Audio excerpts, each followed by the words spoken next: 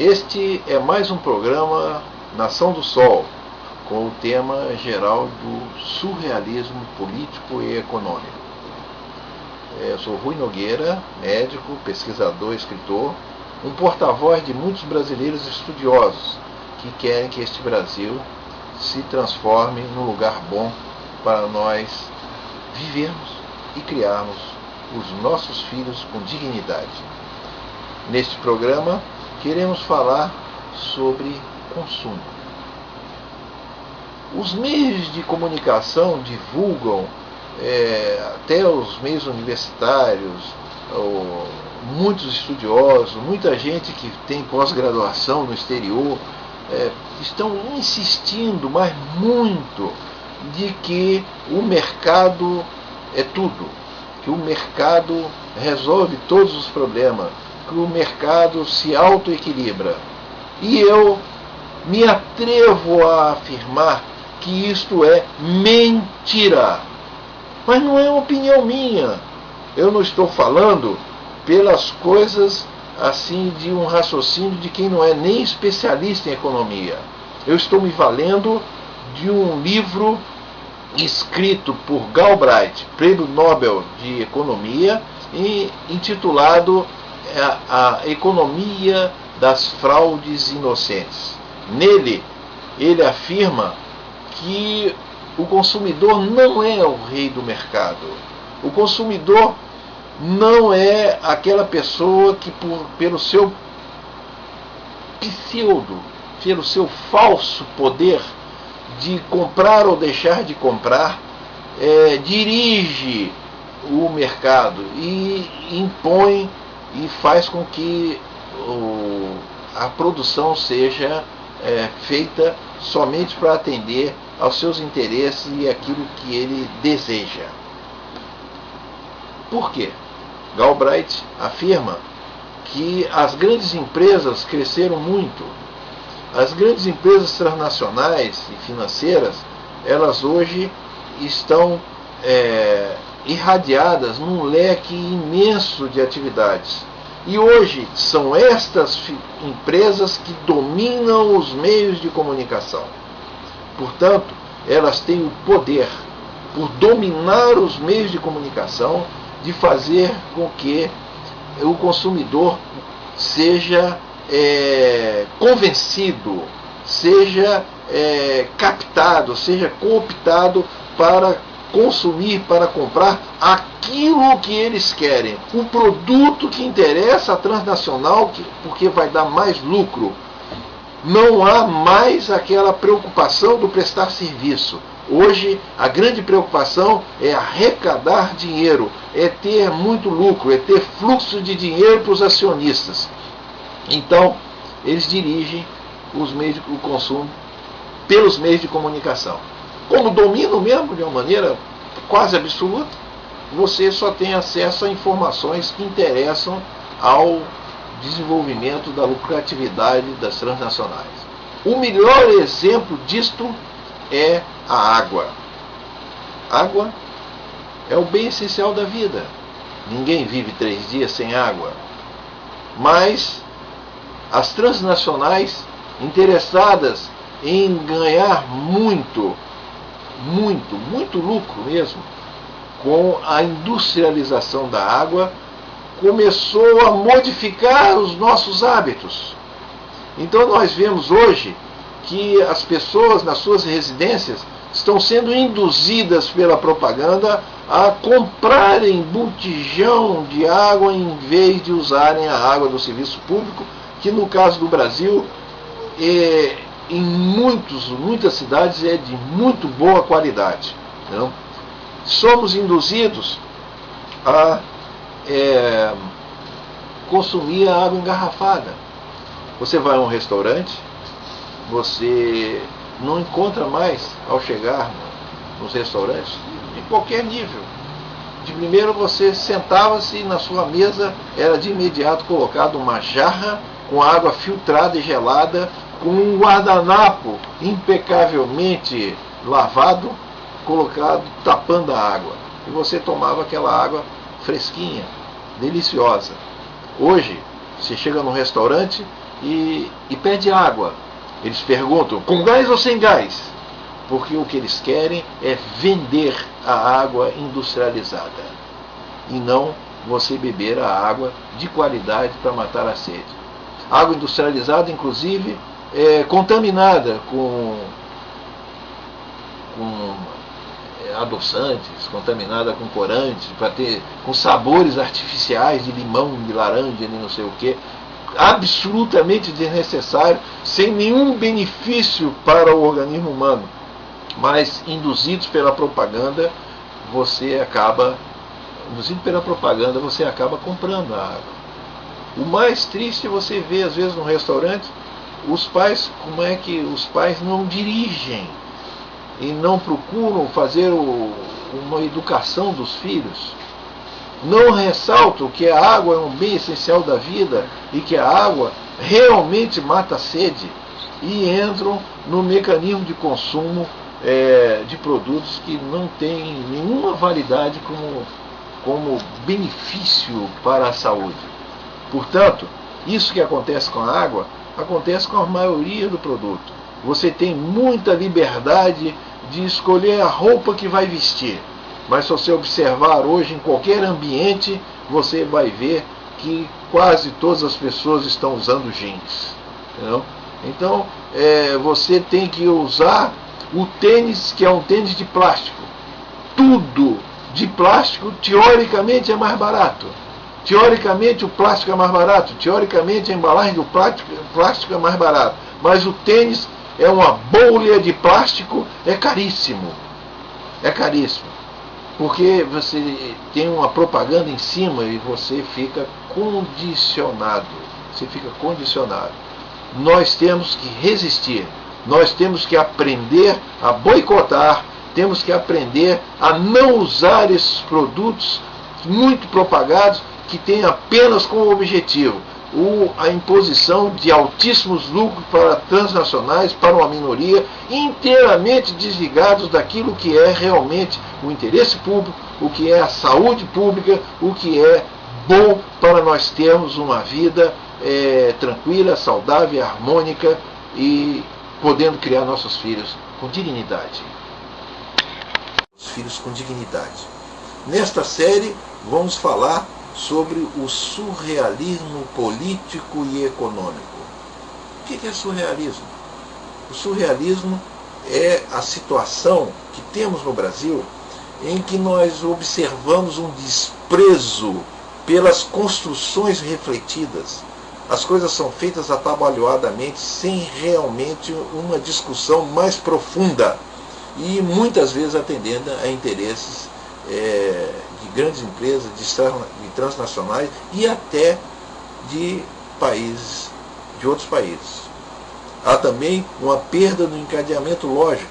Quantas situações nós observamos que não há absolutamente nenhuma lógica para que a coisa esteja se encaminhando naquela direção. E no Brasil, nós vemos muitos estados mórbidos, incoerentes, em que nós, homens comuns, eleitores, contribuintes, não conseguimos compreender por que as coisas acontecem dessa maneira. Nós estamos fora dos negócios empresariais e dos negócios do Estado, de modo que fica difícil, porque não há informação, não divulgam o que realmente está acontecendo. Então nós não podemos discutir as coisas, nós não podemos criar contraditórios. E se nós não discutimos e não criamos contraditório, não é possível se formar uma opinião consistente, uma opinião consciente. Então o que acontece? As coisas acontecem, as coisas são executadas, as coisas aparecem como fato consumado. De repente, a água da sua cidade é privatizada. Ninguém foi consultado.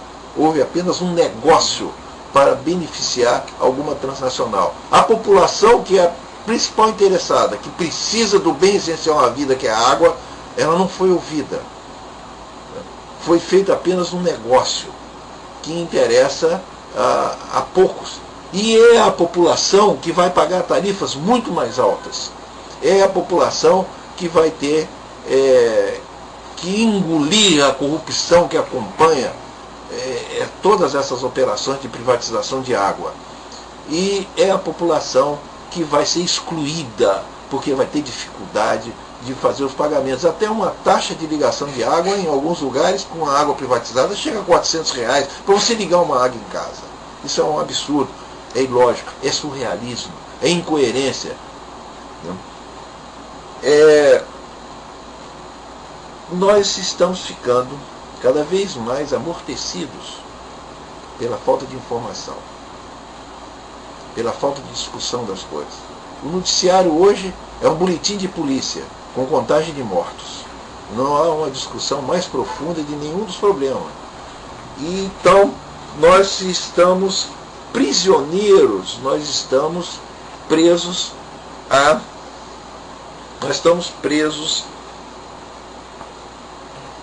na nossa memória. A nossa memória inconsciente nos coloca absolutamente submissos às propagandas que entopem os meios de comunicação e que fazem com que não se pense e que se automatize o próprio consumo.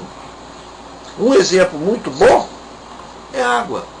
A propaganda consegue transformar a sede, matar a sede, que pode ser feita, deve ser feita com água potável, em você matar a sede com água poluída.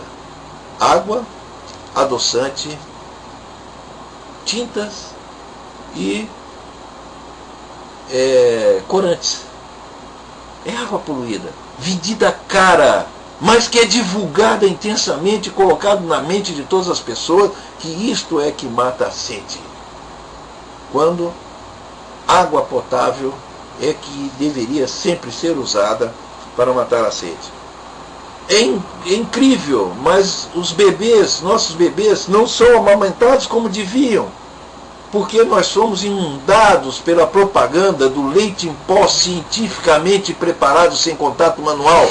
Então nós deixamos de dar à criança o carinho e o alimento que são oferecidos ao mesmo tempo no ato de amamentar, para darmos um leite em pó. Para atender o interesse de transnacional que quer ter lucros e absolutamente indiferente com as consequências, com as mamadeiras mal preparadas e com a morte de milhões de crianças em todo o mundo, para atender a ambição gigantesca de lucro da empresa transnacional. Então, nós temos que discutir. O objetivo nosso nesses vídeos é trazer para o público, o maior público possível, a discussão daquilo que é escondido, a discussão daquilo que é incoerente, a reflexão daquilo que é jogado na nossa mente sem nenhuma reflexão, sem nenhum raciocínio e sem nenhum objetivo de uma lógica a longo prazo para que tenhamos realmente o Brasil como um lugar bom de se viver e criar os filhos com dignidade.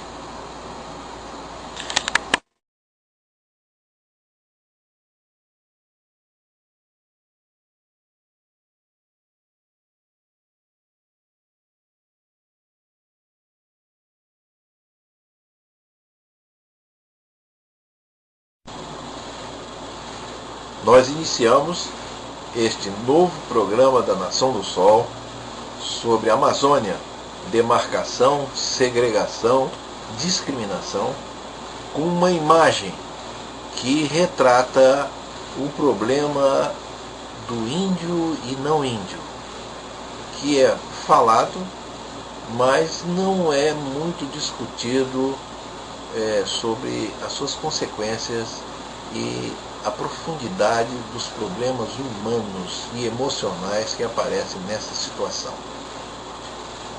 Com a recente decisão do Supremo Tribunal Federal, isso acontecerá? Esta história da polícia chegar e encontrar um casal numa área indígena e dizer: a senhora é índia, pode ficar, o senhor não é índio, tem que sair. É provável que este episódio, que já aconteceu,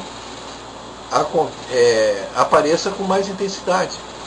Porque está havendo uma intensa preocupação nessa história da retirada dos não-índios de uma área desabitada, de áreas que não tem uma pessoa por quilômetro quadrado.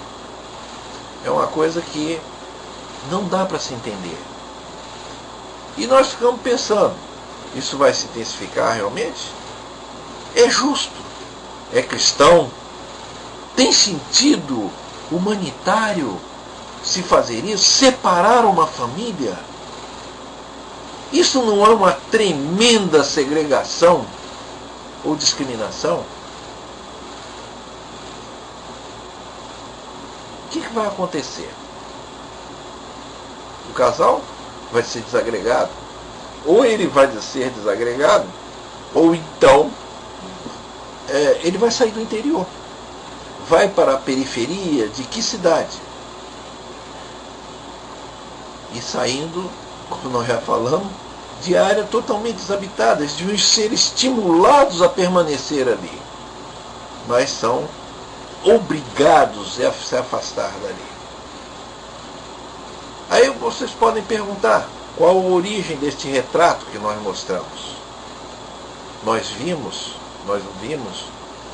num seminário realizado num importante órgão federal, órgão público federal, inclusive com a presença de delegados da Polícia Federal, e foi mostrado esta situação: é índio fica, é não índio sai. E foi inclusive discutido que um dos delegados presentes reclamou que não se devia passar esse filme, e foi ponderado inclusive pelos expositores que a coisa estava sendo feita de acordo com o figurino. Não havia uma situação arbitrária, de espancamentos e de autoritarismo desnecessário. Mas nós perguntamos, é justo? É correto? É aceitável eticamente uma situação dessa de segregação, quando a luta do mundo através do século tem sido para impedir e evitar e acabar com a segregação racial, que foi gravíssima, intensíssima nos Estados Unidos e na África do Sul, e agora nós queremos transferir para cá? Por quê? Qual é a razão disso?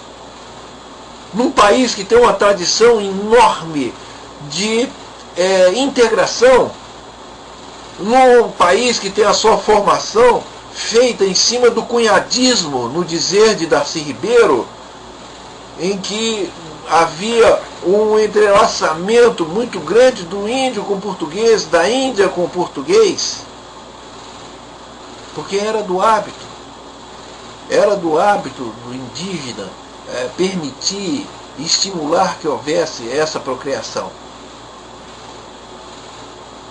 Então, nós jogamos fora essa integração em nome de quê?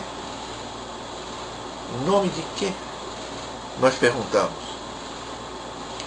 Em realidade, muitos portugueses morreram, muitos índios foram massacrados. Nós tivemos histórias desse tipo e ao longo do tempo, em diversas situações. Mas a realidade é que o cunhadismo permitiu que se tenha hoje uma estimativa de 30 milhões de brasileiros que têm sangue índio. Então, que estão na integração. Então nós não podemos aceitar que haja esse esquema de segregação, esse absurdo sistema de segregação. E o nosso protesto não é atual, não é o de agora. Já em 2007 nós escrevemos um artigo que foi publicado na Tribuna da Imprensa do Rio de Janeiro, entendeu? Em opinião, em que nós demos o título Racismo na FUNAI. O artigo na íntegra pode ser encontrado no portal nacãodossol.org. E lá nós damos exemplo. Citamos inclusive o exemplo da Assembleia Legislativa de Roraima, que indicou e estava protestando e amparando uma índia que viveu na reserva indígena. O marido adoeceu, ela foi para Boa Vista, o marido faleceu, ela quis voltar para a reserva e a FUNAI proibiu porque esta índia tinha um filho com branco. Isto é racismo. Onde está a lei Afonso Arino? Por que não há preocupação com a criação dessa terrível, dessa mazela absurda de racismo, praticamente como um programa oficial de governo? Que em realidade, diga-se de passagem, não é um programa oficial do governo por causa da mentalidade do brasileiro que estão no governo, mas por causa das ONGs internacionais, que trazem essa mentalidade para criar antagonismo, divergências, brigas, porque isso interessa a eles para tornar aquelas áreas da Amazônia mais desabitadas do que já são, porque assim ficará mais fácil para eles poderem se apropriar das riquezas da Amazônia e transformar a Amazônia no grande almoxarifado do G7, os 7 países mais industrializados do mundo. Resistir é preciso, precisamos abominar a segregação, temos que ter integração.